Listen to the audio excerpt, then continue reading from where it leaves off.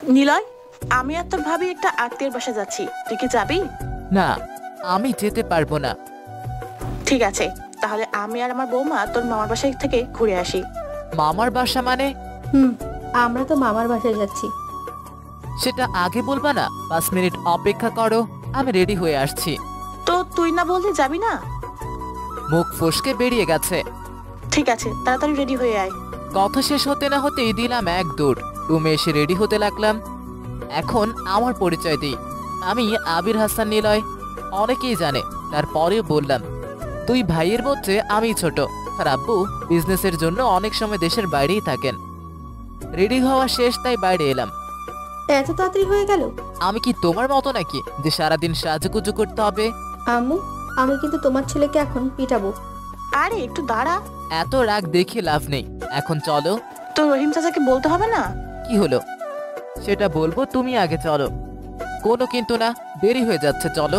আর কোনো কথা না বলতে দিয়ে গাড়িতে উঠতে বললাম। এদিক দিয়ে রহিম চাচাকে বললাম আমরা মামার বাসায় যাব। গাড়িতে ওঠার পর গাড়ি চালাচ্ছে, এমন সময় আম্মু বলল, নিলয়, বলো। তোর মামার বাসার কথা বললে তুই এত খুশি হস কেন? ভালোবাসার জন্য। ভালোবাসা মানে? আরে মামার বাসার প্রতি একটা আলাদা টান আছে না? তুমি তোমার ভাইকে ভালোবাসো না? অবশ্যই বাসি, কিন্তু তুই কাকে ভালোবাসিস? কেন? তোমার ভাইয়ের মেয়েকে।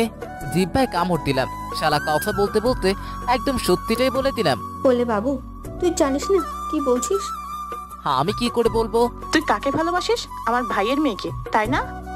আম্মু, তোমার ভাইয়ের মেয়ে তো আমার বোন হয়, তার বোনকে ভালোবাসায় যায়, তাই না? মনে থাকে যেন।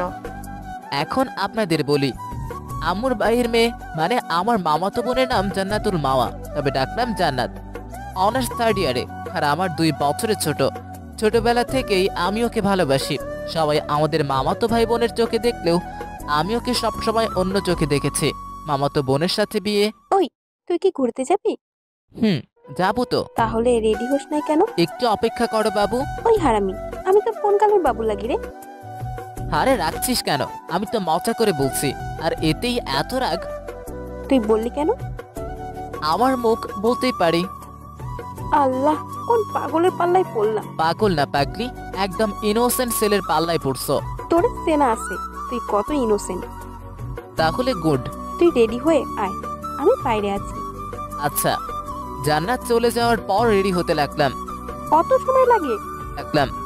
মাত্র 5 মিনিট লাগছে। এখন চলো। একটু দাঁড়া, ভাবিও যাবি? ভাবি কেন?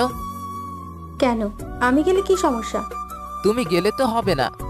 তোর কি হবে না শুনি? ভাবি, এই পাগলের কথা বাদ দাও তো, আর চলো। কি রে, দাঁড়িয়ে রইলি যে? চলো। গাড়িতে ওঠে। জান্নাত, তুই সামনে বসলি যে? মনটা চাইলো তাই। বুঝতে পারছি। কি বুঝতে পারছো তুমি? যেটা বোঝার সেটা।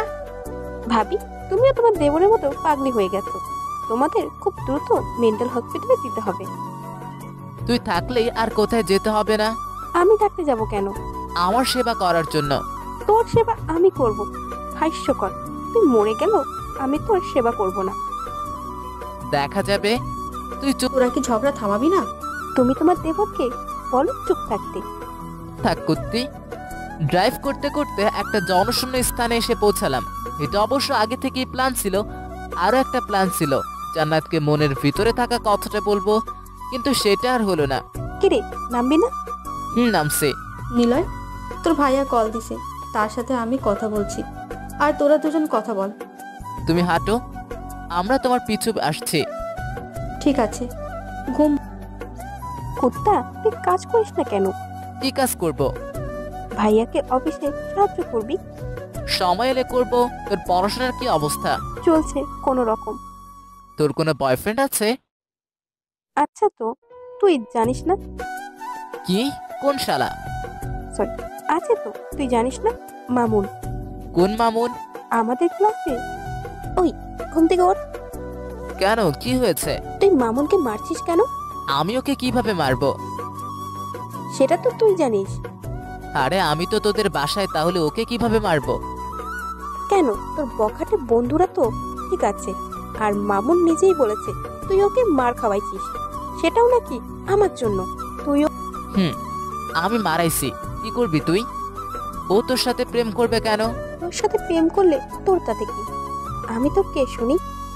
তুই আমার এই হার্ট যাকে ছাড়া আমি চলতে পারি না, আর কখনো পারবেও না। তুই কি আমাকে বুঝিস না আমি তোকে কতটা ভালোবাসি? তুই তোর বুকে থুক্কু, আমার বুকে হাত দিয়ে দেখ আমার হার্ট কি বলে। ওর হাত আমার বুকে নিয়ে কথাটা বললাম।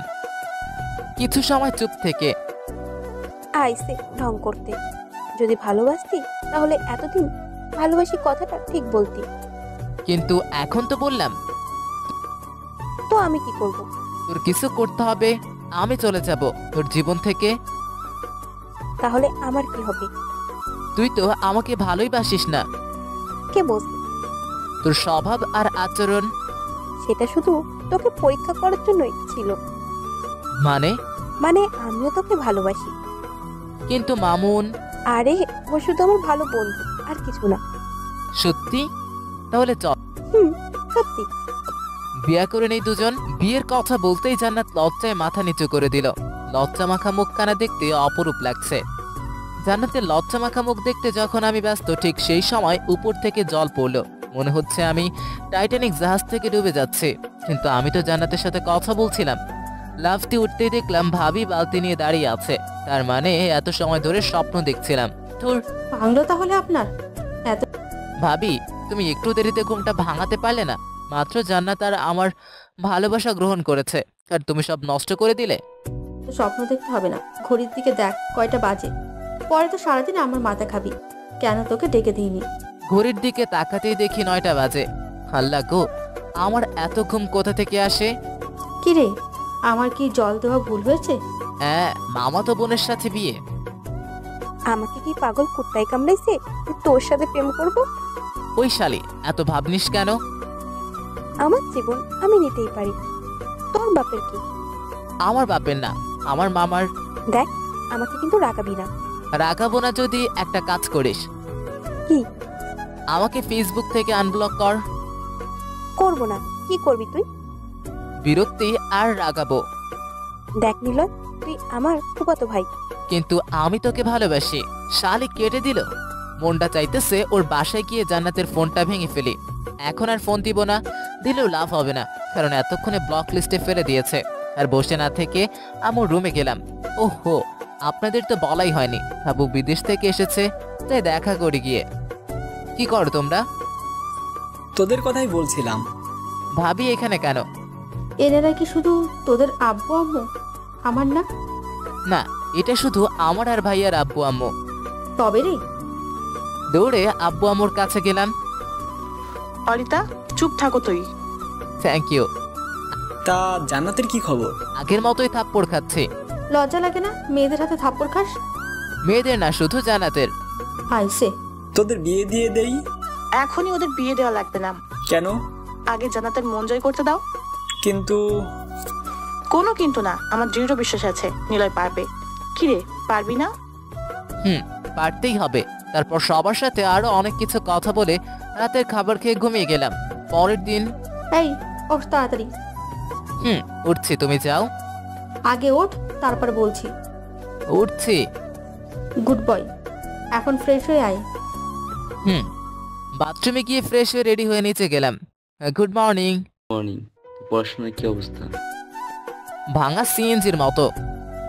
তোর লজ্জা লাগে না এভাবে দাঁত কেলাতে? একদম না। তারপর সবার সাথে সকালে নাস্তা করে কলেজে চলে গেলাম। কলেজে এসে দেখলাম জান্নাত আসছে। যাক, আমি তাহলে আমার কথা রাখছে। আগে যাব না, বন্ধুদের সাথে আগে কথা বলি। কি অবস্থা? আমাদেরটা পরে বলি, তোরটা আগে বল। আমার তো বিন্দাস। দোষ জান্নাত আসছে কিন্তু। দেখছি।